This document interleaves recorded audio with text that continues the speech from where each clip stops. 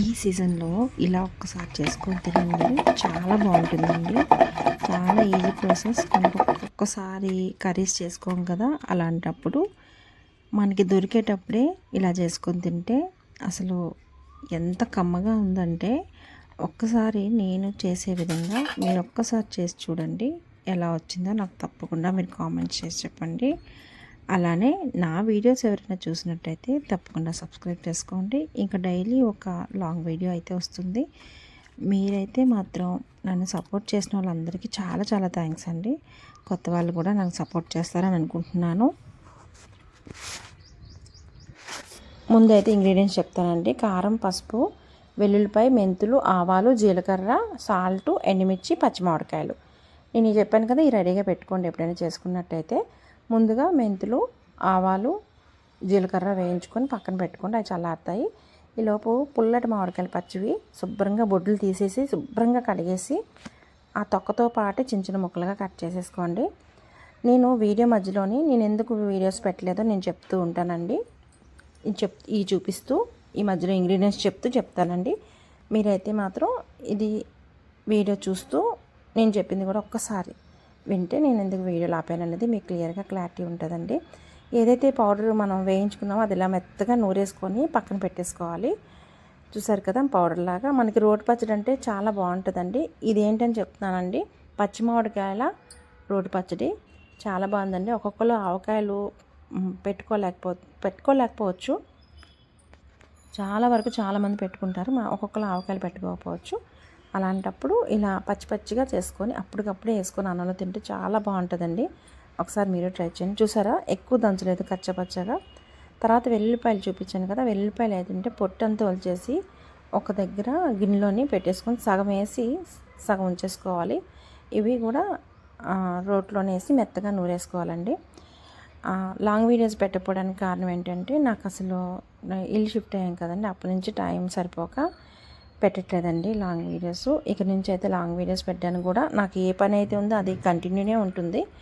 అయినా సరే నేను యూట్యూబ్ కోసం నా టైం అనేది కొంచెం స్పేర్ చేసి వీడియోస్ అయితే నేను పెడతానండి.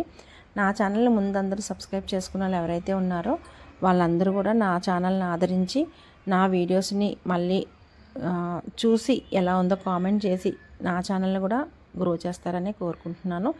నేను ఛానల్ పెట్టడానికి కూడా కారణం ఏంటంటే, నేను కూడా అందరిలాగే యూట్యూబ్ స్టార్ట్ చేసి గ్రో అవ్వాలని ఆశతోనే స్టార్ట్ చేశానండి. కానీ చాలా సంవత్సరాలు అయిపోయింది. కానీ నాది కూడా తప్పు ఉందండి. నేను కంటిన్యూ వీడియో పెట్టకపోవడం వల్ల నేనైతే గ్రో అవ్వలేకపోయాను.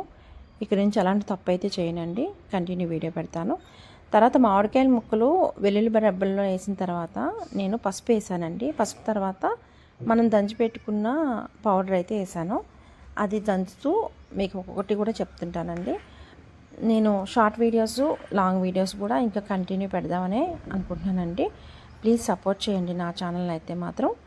కొత్త వాళ్ళు ఎవరైనా చూసినట్టయితే మంచి మంచి వంటలు అయ్యి వీడియోస్ వస్తాయండి.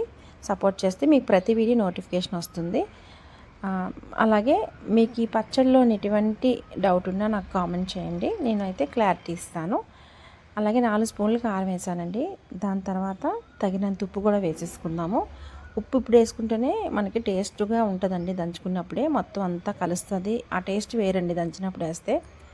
అలానే నేనైతే మాత్రం ఇది పోపు పెట్టే ముందు నేను ఒక విషయం చెప్తానండి. నా ఛానల్లోని వీడియోస్ ఏ టైంలో పెట్టాలో అనేది క్లియర్గా మనకు తెలియక నేను కొన్ని ఆపేసాను అనమాట. ప్లీజ్ మీరు కూడా నాకు వీడియోస్ ఏ టైంలో పెడితే మనకు రీచ్ వెళ్తుంది అనేది కామెంట్ చేయండి. అలానే ఈ పచ్చడి ఎలా వచ్చిందో కామెంట్ చేయండి ప్లీజ్. ఇదే ఫస్ట్ టైం అండి ఈ రోటి పచ్చడి చేయడం. చాలా వరకు చేసుకుంటున్నారు, ఎలా ఉంటుందో చూద్దామని చెప్పి ట్రై చేసాము. చాలా బాగుంది. మీరు ఒకసారి ట్రై చేసి ఎలా వచ్చిందో కామెంట్ చేయండి. అలాగే ఇక్కడ చూసారా, నేను వాయిస్ ఓవర్ ఇస్తుండగా కూడా పక్కనున్న సౌండ్లు వినిపిస్తున్నాయి.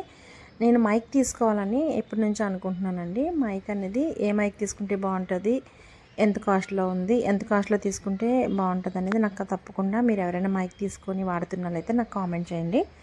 అలాగే ఈ పచ్చడి అంతా రోట్లోంచి తీసిన తర్వాత కొంచెం ఆయిల్ ఎక్కువ పడుతుందండి. ఆయిల్ వేసి మనం కళాయిలో పోపులు వేసి, అలాగే వెల్లుల్లి రెబ్బలు ఒలిచి పెట్టుకున్నాం కదా అవి వేసి, తర్వాత ఎండుమిర్చి, వేసుకున్నాక ఇది చిక్కేసి వేసుకోవాలండి. అప్పుడైతే మనకు దానిలో ఉన్న గింజలన్నీ పడతాయి అన్నమాట. తర్వాత కరివేపాకు వేసేసుకొని వేయించుకొని పోపు ఇది అయితే చల్లారాకే అందులో వేయాలండి. ఎందుకంటే పచ్చి మామిడికాయలు కనుక కొంచెం వేడివేడిగా వేస్తే అదొకలా ఉంటుందన్నమాట. అలానే ఇది తెలంగాణ స్టైల్ అంటున్నారు, కొంతమంది నెల్లూరు అంటున్నారు. ఇది ఏమైతే నాకు తెలియదండి.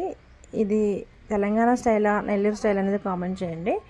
నేను తప్పకుండా నేనైతే తెలంగాణ అనుకున్నాను, కానీ నాకైతే నచ్చిందని చేసుకున్నానండి. చల్లారిన తర్వాత పోపు వేసుకొని అన్నం అయితే వేడివేడి అన్నంలో వేసుకొని తింటే సూపర్గా ఉంటుంది.